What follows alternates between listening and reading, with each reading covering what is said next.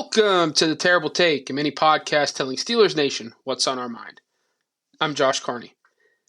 In the NFL, all things are cyclical. Good news for the Pittsburgh Steelers, though, is that, at least based on their recent roster moves, they are getting in on the correct cycle within the league at the right time.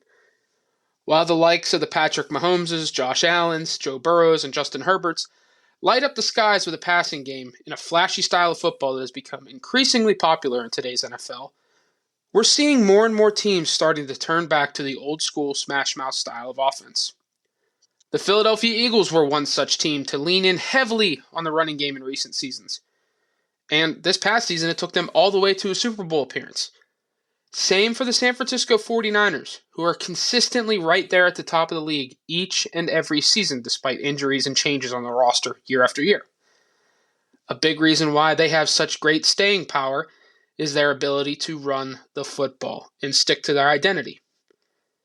As more and more teams look for smaller, faster defenders to combat the speed and spacing offenses are rolling out, more and more teams are going bigger, stronger, and more old school to take advantage of the lack of the size in the NFL today, at least from defenders.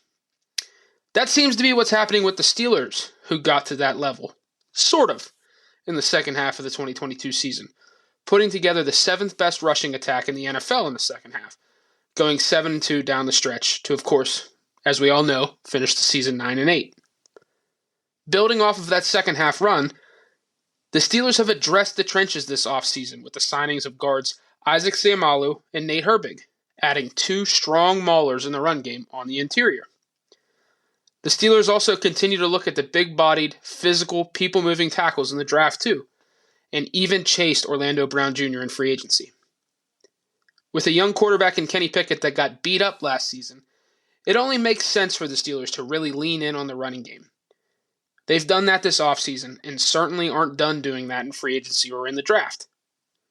Having 2 powerful running backs in Najee Harris and Jaylen Warren in the backfield that can wear defenses down helps, too. There should be a lot of dominant fourth quarters in the Steelers' future with the way Omar Khan and Andy Weidl are constructing this roster. As I said, all things are cyclical, no doubt, but the Steelers are getting in on the forthcoming cycle in the NFL at the right time. That's tremendous news for a franchise that too often, fairly or unfairly, gets criticized for being status quo and not adapting to today's game.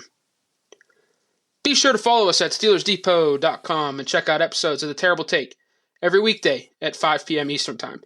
And check out The Terrible Podcast with Alex Kozora and Dave Bryan every Monday, Wednesday, and Friday.